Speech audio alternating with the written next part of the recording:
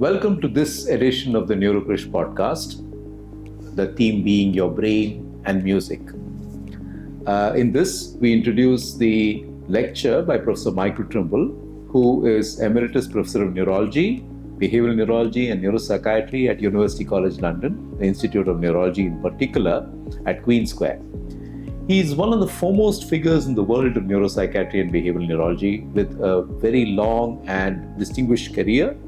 He has over 40 books and 400 publications. Most recently, he's been writing extensively on the field of neuroaesthetics.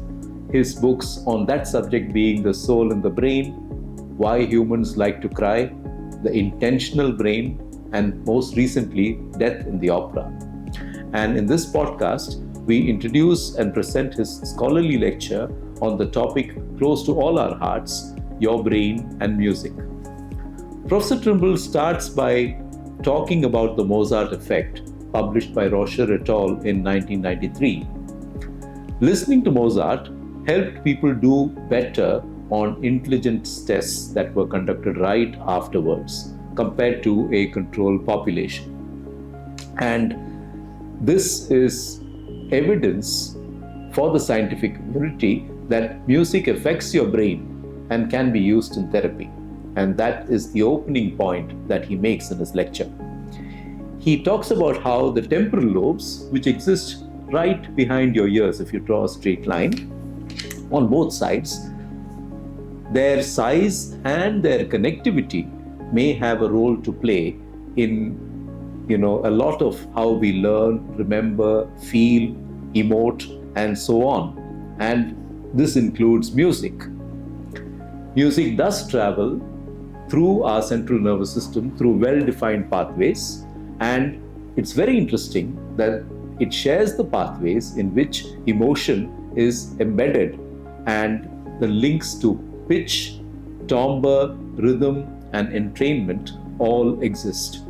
It has been said that when the amygdala, which is our emotional center in the brain, it's the size of a small almond, and again exists on either side when you draw a line through your ears.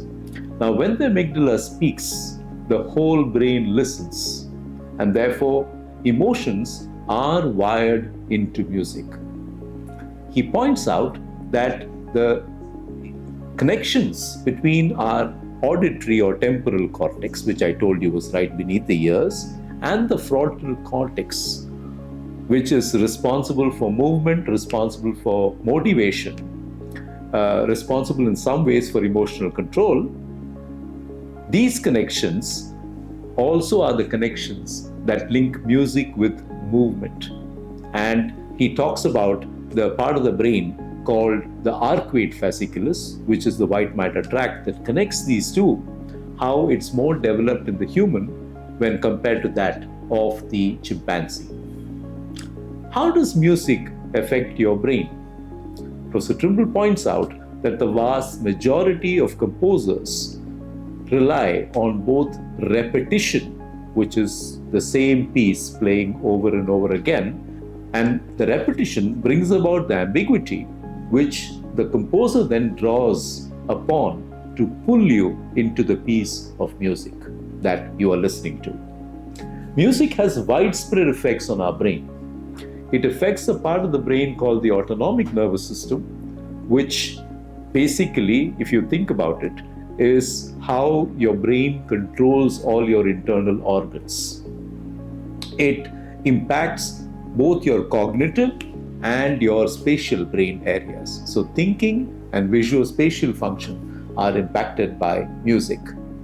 It becomes entrained into your own CNS rhythms. And he points out that particular music, especially that of Mozart, may actually resonate very well with our cerebral cortex. It's almost a biological connect between the music of Mozart and our brains. Professor Trimble, for those of us who come from Indian culture and Indic traditions, talks about how raga music plays a role in this podcast. He points out that it has a strong rhythmic component. There is a set of notes with rules and scales. the raga becomes the scaffolding on which the musical elaboration plays out, and it operates within a given meter and with complex rhythmic cycles. And thus, music is not just Western music that impacts the brain. Music from across the world, by relying or influencing these aspects of brain function, have impact on how we think, feel, behave, emote, and so on. He talks about the X system created by Professor Nigel Osborne, a very eminent professor of musicology, which uses the electromagnetic activity from the EEG and transforms it into music, a process called sonification. The sonification is then used to transform sonification in the abnormal brain, for example, in conditions like epilepsy, and replace it with sonification in the normal brain. And this is the technological approach which is being tried today to help people with abnormal brain function. And Professor Trimble points out that raga music could potentially be used in a very similar way in Indic audiences that are more used to the raga tradition. Do tune in and listen to Professor Trimble's expert views on your brain and music and the very interesting discussion that accompanied his lecture. Thank you.